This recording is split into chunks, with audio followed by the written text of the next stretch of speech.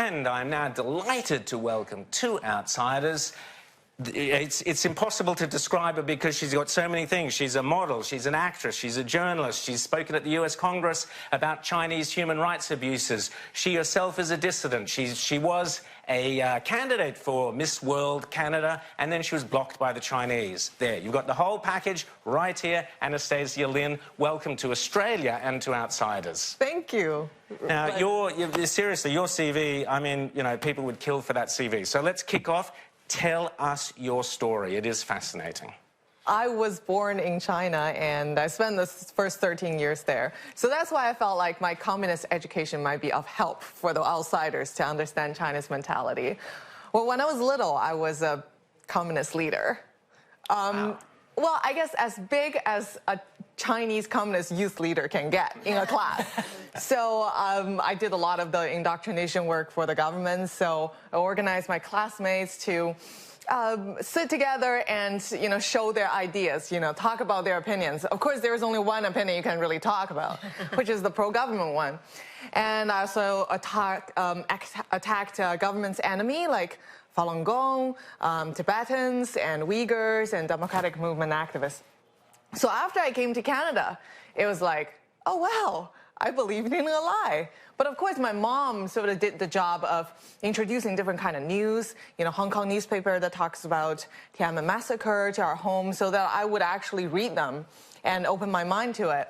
It was a scary experience to sort of learn that your entire life of knowledge is sort of based on a lie. So why did your parents go to Canada? My mom, she was a university professor in China, and she taught Western economics. And she knows that she doesn't want my education to be just political slogans. And so that's why we moved. All right. So then, tell us about, you got into modeling, you got into acting as a child actor, and then tell us about what happened with your confrontations with China. Well, I ran for Miss World Canada not on the most honorable reason that people think that I usually do, like, oh, I want to run for, like, human rights and stuff. I actually did it because it was kind of cool. You get to wear the beautiful dresses and command attention on the stage. But then after I won Miss World Canada on a human rights platform, which I thought it was just very general, though I want to speak up for people who are persecuted in China, but it was very, like, world peace type of human rights. And so the Chinese government took it way more seriously than I did.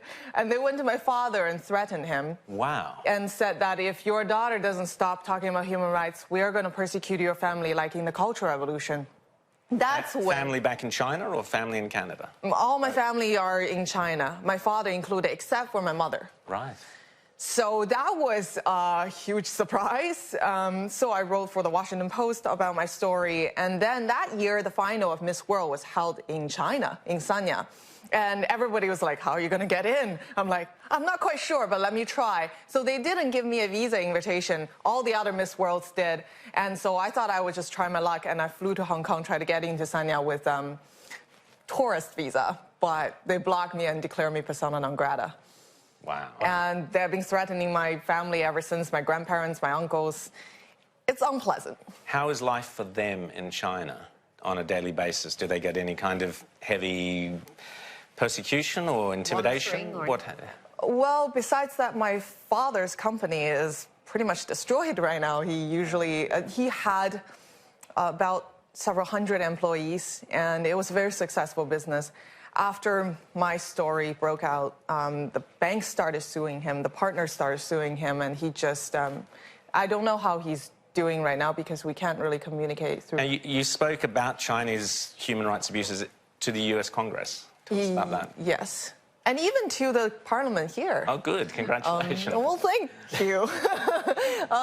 US Congress, they invited me to talk about the treatment of overseas Chinese by the Communist Party. Because people somehow think that, oh, you're in the land of Australia or US, so that you must be free. But it really isn't like that. We don't have freedom of speech outside of China. As long as your business or your family is back in China, they use it as leverage. They use it as leverage whenever you want to speak up. But that's the same thing for states, too. Like when Australia or Canada wants to basically exercise their sovereignty or, speak up about democracy, they arrest Canadian citizen and Australian citizen or UK citizen inside China. So we've seen now the last 11, 12 weeks, we've seen these incredible protests in Hong Kong. I think that this has started to show people the face of what the Chinese Communist government is all about. One of the things that we've seen, though, in Australia now lately is that Chinese nationalist demonstrators have been taking to the streets to demonstrate against pro-Hong Kong demonstrators. Are these being directed, do you think, by the Chinese officials from the mainland or from the consulates and embassies here, or are these spontaneous eruptions of protest? They are not spontaneous, and I can tell everyone on record that they do not represent the idea of the overseas Chinese who wants to live here and have their family and have their business prosperous in Canada or Australia. There are a lot of Chinese United Front arms that are in student associations, professional associations. United Front that's the overseas propaganda division? Is that what that is? Yeah, United Front is the overseas propaganda division. After Tiananmen massacre, they established this office so that the overseas Chinese would all kowtow to the communist policy. And it's really unfortunate because the real Chinese immigrants outside, they feel like they're constantly being watched. In communities, they're not free to speak. Just like my example is a really good example. I spoke on a beauty pageant stage and my father was threatened. So they do not represent the idea of the real Chinese people who vote. So the Chinese, so what you're saying is Chinese communities in Australia will be split between those who support the Chinese government and those who want to be free, who came here for our freedoms, for our way of life, for democracy, and they're still being intimidated. They can never escape the shadow of China. Is that correct? Well, yeah, that's why they come here, because the rule of law and because the freedom and because the clean air and the clean food. So I'm not saying that there aren't new Chinese immigrants who are not familiar with the democratic process and who needs to familiarize themselves with the West. But the people who are going on the street, a lot of times in Canada, there are examples that they're paid like $50 or however much money and to go on the street and to do these demonstrations. Tell us a little bit more about this indoctrination. You said you were a youth leader for the Communist Party, and from kindergarten you were singing songs about the Communist Party is closer to me than my mother. Tell us about that. It just seems incredible that your children that young are being told what to think. Yeah, this is something that started from Stalin, because Stalin had a famous quote. It's like the production of soul is more important than the production of tanks. So they use writers, they use art and education as a tool to re-engineer the human soul. Basically just cut out anything that's not communist ideology. And you might think that, okay, that's in old China. It's not really present in today's China. But no, it is. It is, even though it's almost like a capitalist now, but the ideology is the same. They still want you to not have any other idea but that China is the best. And it's in disguise of nationalism, patriotism. Communist Party is not China. Communist culture is not Chinese culture. We have 5,000 years of glorious culture, and it's an inward-oriented empire before communists came along. And in the 19th century, if anything, it's the outside world that invaded China, not the other way around. And nowadays, Chinese Communist Party look at the outside world, look at Western democracies as enemies, because that's the only way they can legitimize their rule in China to the Chinese people. If we don't have an enemy, then why can't they deliver utopia that they promised? This is going a little far. No, that's great. But also, tell us about Falun Gong, because you are a Falun Gong practitioner, is that correct? I don't like to be labeled as anything. I just feel like... Okay, no, that's fine, but just explain what... Because we see the Falun Gong demonstrators sitting outside the Chinese embassies from time to time. We know a little bit about it.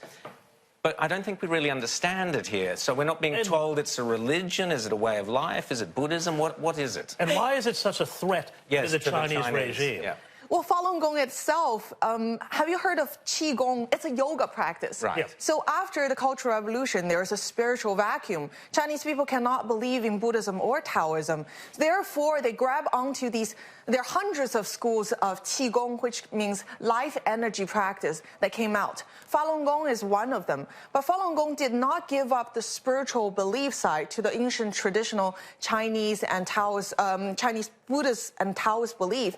That's why the people that practice Falun Gong, the 100 million Chinese people that Communist Communist Party counted at the end of 1999, they sort of grabbed onto the Chinese traditional spiritual tradition, that part. And that's why it becomes so popular.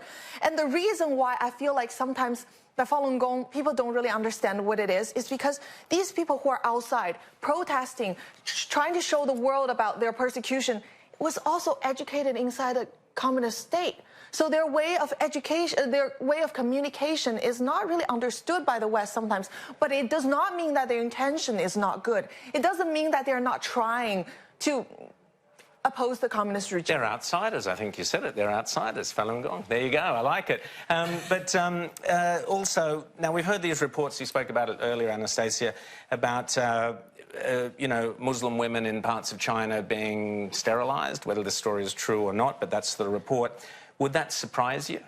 No, it doesn't surprise me at all. If you tell me, well, Chinese Christians, Uyghurs, Tibetans, Falun Gong, these people are all being persecuted because they have independent thoughts. Because as soon as they have a belief, religion, or anything that guide them to believe in their own conscience and make decisions for themselves, then every decision they're going to make is going to be in contradiction to the communist ideology. That's why all of them are being persecuted. And that's why Falun Gong and now Uyghur and Christians are an existential threat to the Chinese Communist Party because it destables the foundation of their rule. It's basically the individual versus the state. So all these minorities believe in individualism, and the state wants to crush, the Chinese state wants to crush individuals. That's right, and that's why the Chinese jail, they torture those Falun Gong practitioners to make them denounce their belief. That's the only thing they have to do to get out of jail. And it's the re-education camps, would it be similar? How would they be? Yeah, it's similar. It's a psychological reprogramming to make them give up their own conscience. Well, just very quickly, what do you think, though, bring it back to Australia? We have a big situation here with our universities with these things called Confucius Institutes, and they also exist in the United States. Are these part of basically a Chinese communist Beijing-led propaganda effort to push the Chinese communist line in our universities? And do you think that we should be allowing this sort of thing to be spread in our universities? Yeah, if you want to see a Caucasian man singing songs praising the Communist Party and praising that the great leader Mao will lead us to glory, go to Confucius Institute. Oh, wow. They are a cultural language program they're posed as a cultural language program, but inside they're a direct arm of the Chinese propaganda department, and they're praised for it. They won a soft power award in China for that. And Chinese government give these universities a certain amount of money and provide them with the curriculum. Well, there's no free lunch in the world. And from a communist regime, I'm just sometimes in awe at how naive people can be. But the incentive is there because these institutions, Western institutions, usually are in lacking of fund, right? So when Chinese money come in, they will just take it without thinking twice. Well, Secretary of State Mike Pompeo said the other day you can sell your soul for a can of soybeans, and that's what he accuses the West of doing.